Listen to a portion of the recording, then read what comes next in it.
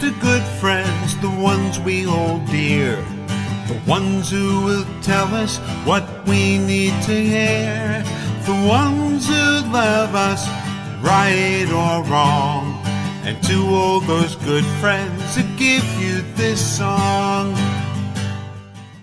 Well, hello good friends, and welcome back to The Last Walk, Remember When, with your host, Ron Baumbach. And today, we're going back in time to the fun times. So, get up off that easy chair, walk over to your kitchen, reach up into the cupboard, take out a nice, cool 2 cups, take out your Hershey chocolate syrup, couple of marshmallows, a little sprig of mint, put on the teapot, make some nice warm hot chocolate for you and your special person. Reach up into the cupboard, take out some chocolate covered cherries, sit back, go back in your easy chair, turn on the lava lamp, close your eyes, get ready, The Last Walk is back. Life is too short, we get only one turn. With luck we find beauty, but we sometimes get burned. But if you've had a true friend, or perhaps love, you've experienced the peace of heaven above. We hope you enjoyed Super Bowl number 58.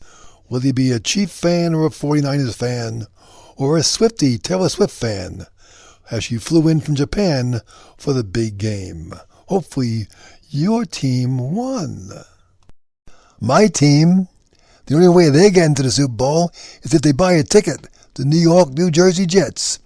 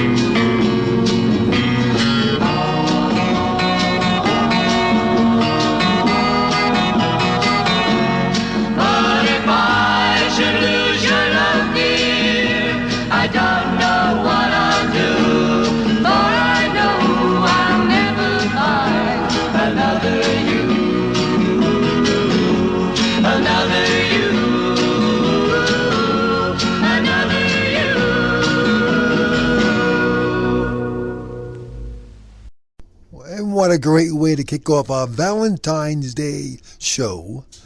Then the Seekers, I'll Never Find Another You. That's a very special song for me that was played at our wedding. And I never found and never want to find another you. But anyway, this week we're celebrating Valentine's Day. Let's cozy up and relax and enjoy the love of your life. And what are you doing for your special someone? And maybe think back about the history of Valentine's Day. And thanks to our friends at History.com, we have a little lesson. But first, think back to one special candy. What's the candy you're getting your special person? Some people in my family like a thing called sweethearts. The little candy hearts that come in the bag. Now, they've been around for a long time. 1902. Formed by a company called Necco, Necco, the Necco wafers. So in 1902, these folks started doing their famous sweetheart candies. Can you think of the different sayings and expressions on your favorite Necco wafers? Think back. What's your favorite one when you reach in the bag when you give to someone special? And it says, come on, you know, there's many, many ones, and you'll be pulling them out of the bag this week as you sit down with your love of your life and your conversation hearts. It may say, recipe for love, or table for two, or my treat, sugar pie, honey bun, spice it up, in a fog, chill out, cloud nine, heat wave, sunshine, get my drift, nature lover, do good. How about puppy love? Take a walk. Bear hug. Top dog. You are a tiger. Go fish. Love bird. Perfect. House party. Home run. Sweet home. Go home. Home soon. Homesick. I love you. Dream team. Love life. Be a sport. Cheer me on. All-star and heart of gold. What's your favorite from the conversation hearts of your past? Get ready. What are you giving your love this Valentine's Day for Valentines? Now, thanks to the good people at History.com, they did a really nice review of the history of Valentine's Day. What are you doing special? What's your favorite memories of Valentine's Day? Do you know where the day came from? Now, supposedly there's all different stories about how it began. History goes way back to ancient days of Rome and a patron saint called Saint Valentines. What's the real story? Well, there's a bunch of stories, my friends. A bunch of stories. Supposedly a guy named Valentine may have been killed for attempting to help Christians escape from the harsh Roman prisons where they were often beaten and tortured. According to one legend, an imprisoned guy named Valentine actually sent the first Valentine greeting himself after he fell in love with a young girl, possibly the jailer's daughter, who visited him during his confinement. Before his death, it's alleged he wrote a letter signed from your Valentine, probably the first Valentine card ever sent. There's 150 million Valentine cards sent every year, the most common card sent next to Christmas holidays. Amazing. The legend of Valentine goes on for many, many years. Now, way back when, around 270 AD, it was a pagan festival in Rome. Back in February, for fertilization. It's a celebration of a feast called Lupercalia, or Lupercalia, or Luperhuavia, somebody. Anyway, it was the Ides of February 15th. Lupercalia was a fertility festival dedicated to a guy named Faunus, Faunus, the Roman god of agriculture, to bring good things and good stuff, good agriculture, to the people of the Roman Empire, to the founders, Romulus and Remus, the guys who started all in ancient Rome. Now, to begin the festival, members of the Luperci, in order of Roman priests, would gather at a sacred cave where the infants Romulus and Remus, the founders of Rome, were believed to have been cared for by a she-wolf or a lupa.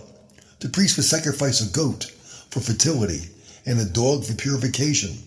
Then he would strip the dog and get the skins and run around with the blood and knock on people's doors and bring around the blood, and hopefully people would say, "Oh, wow, that's wonderful. Give me a whole splash of that stuff." And they would welcome it, thinking it was going to make them fertile during the next year. Now the bachelors, the women would basically all put their names in a big urn, and all the bachelors in the city would choose a name, and they become paired with the year for 1 year with a chosen woman, and hopefully it ended in marriage. That's how they did it way back when. Now, next to that guy in the prison, way back in ancient time, the next time we see a greeting with the Valentine greeting was around 1400. The oldest known Valentine still in existence today was a poem written in 1415 by a fellow named Charles, the Duke of Orleans. Not New Orleans, but Orleans. He wrote it to his wife while he's in prison. I guess these guys all spend a lot of time in jail. In the Tower of London, following his capture at the Battle of Agincourt. The greeting is now part of the manuscript collection at the British Library in London, England. Several years later, it's believed King Henry V hired a writer named John Lydgate to compose a Valentine poem to his love, Catherine of Valois. Now, Valentine's Day is not just celebrated in the USA.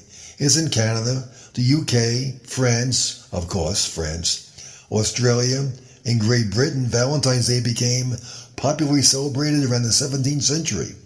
By the middle of the 18th, it was common for friends and lovers of all social classes to exchange small tokens of affection or handwritten notes. And by 1900, printed cards began to replace written letters due to improvements in printing technology. That's where these guys all came around. Maybe that's where Hallmark got their start from. Who knows? And cheaper postage rates contributed to an increase in the popularity of sending Valentine's Day greetings back in old-time England. What was the first Valentine's card you sent? Or, better yet, do you recall the first Valentine's card you received? Think back to your love memories of way back when. What's the card you cherish the most? Have you saved those cards? Where'd you put them? Are they locked away under your pillow? Where's the Valentine in your heart? Oh, I've been so lucky and I've been so blessed. In spite of my failings, I've found success. For I've known love and I've known good times, and I have known friendship and written some rhymes. Who in the world is this guy Cupid, and where did he come from? Well, Cupid supposedly was an ancient god mythology from way back when in Greek mythology. The son of Venus, one of the Greek gods of love. And I don't know why in the world they chose to pick a bow and arrow to shoot people and make them fall in love with each other. I would think it'd be more like you get a lawsuit. But basically, Cupid was the guy shooting people with the bow and arrow, having them all fall in love with their love torch. So he's the history of Cupid way back when. Now, how many of you were too cheap to buy a Valentine's gift, so you broke up with a girl or broke up with a guy just before Valentine's Day? You made it through Christmas, made it through the holidays, then along comes Valentine's Day and you figure, well, I'm out of here, baby.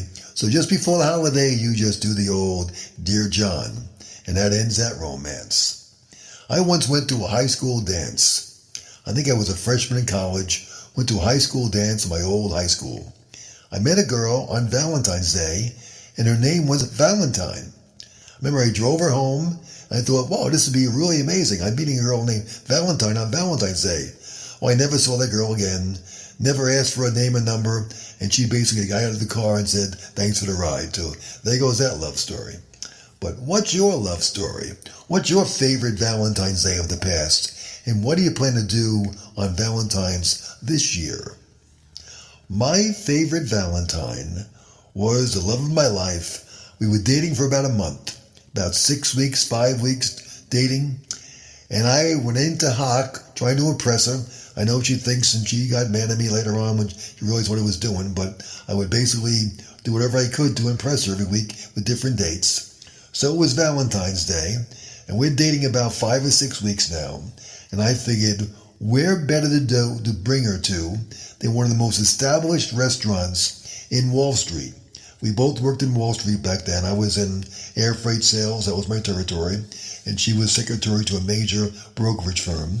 And I wanted to really impress her on Valentine's Day in 1974. So I took her to a restaurant, a very famous restaurant, one of the oldest established restaurants in America, Delmonico's Steakhouse. Now, Delmonico's has an incredible history. It's been around since 1860. They're the ones who invented Eggs Benedict, and I believe also Lobster Newburg. Eggs Benedict because someone walked in there one day, around 1865, some woman walked in for a brunch and didn't like anything on the menu and told the chef how to make Eggs Benedict. So they kept it, they loved it, they liked it, and now it's part of the menu forever and many other places for brunch. Anyway, so my wife, my then girlfriend, and I go there, Delmonico's, in 1974, and she was impressed, and I was impressed, and I was thrilled I was sharing the day with her. What's your favorite memory of Valentine's Day? Who did you share it with? What was your first date of the love of your life on Valentine's Day? Think back. Think of the memories. Bring them back. They're yours. Cherish them.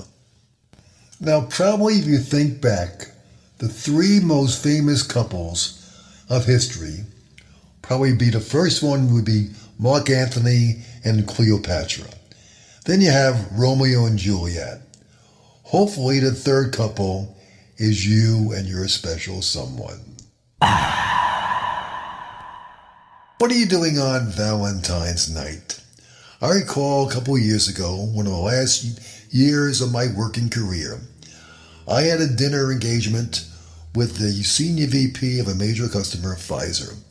I took the CEO of my company and my boss, the VP, and we had a dinner arrangement.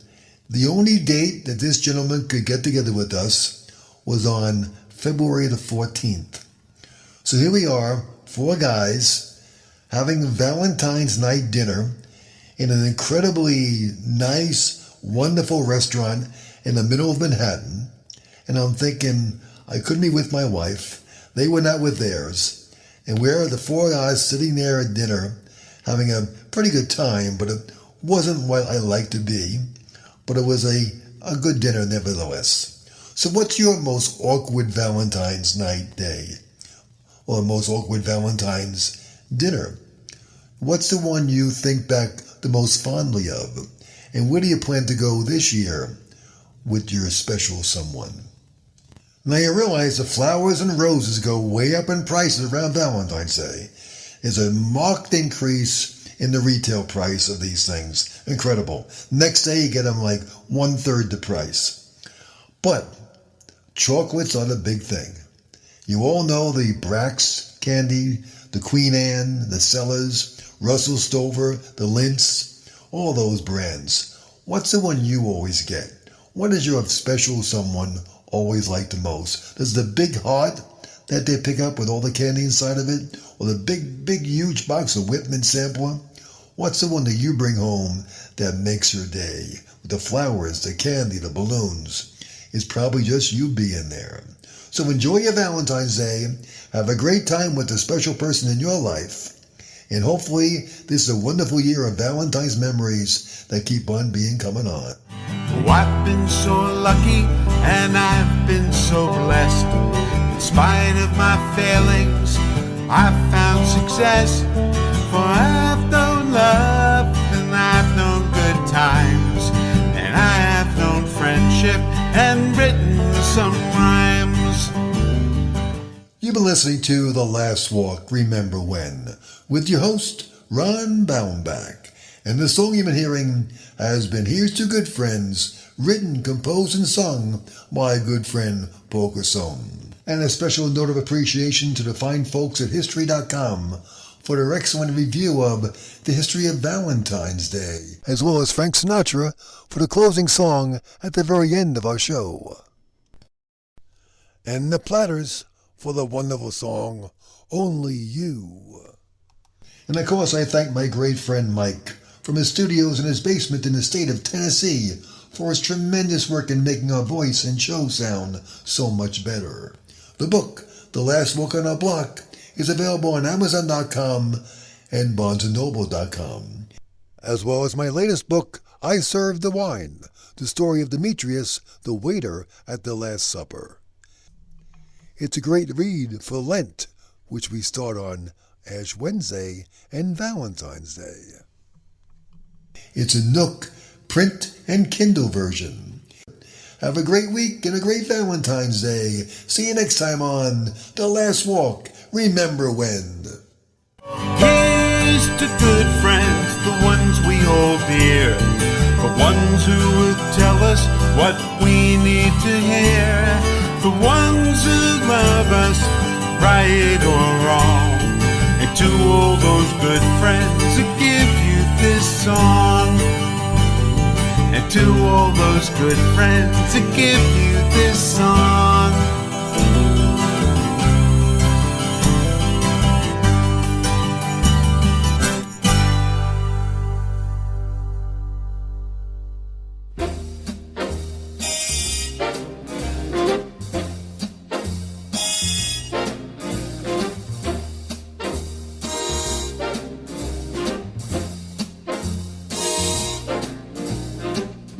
Someday, when I'm awfully low, when the world is cold, I will feel a glow just thinking of you in the way you look tonight.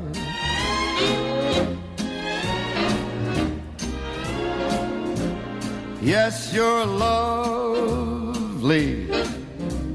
with your smile so warm and your cheeks so soft.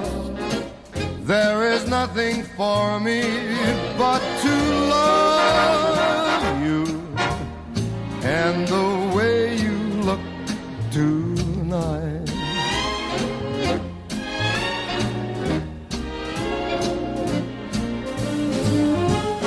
With each word, your tenderness grows, tearing my fear apart. And that laugh wrinkles your nose, touches my foolish heart. Lovely, never, never change. Keep that breathless charm. Won't you please arrange it? 'Cause I love you just the way you look tonight.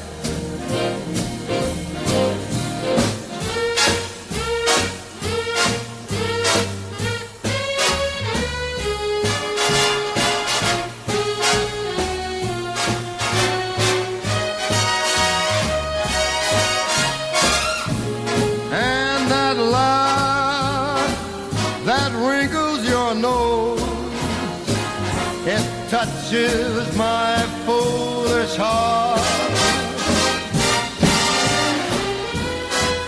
Lovely, don't you ever change. Keep that breathless charm. Won't you please arrange it? 'Cause I love you just the way you look tonight.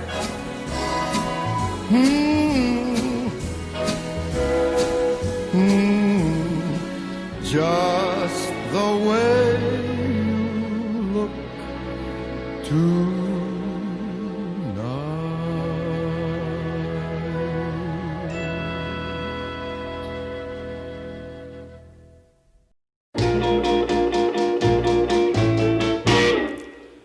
Only you can make all this world seem right. Only you can make the darkness bright.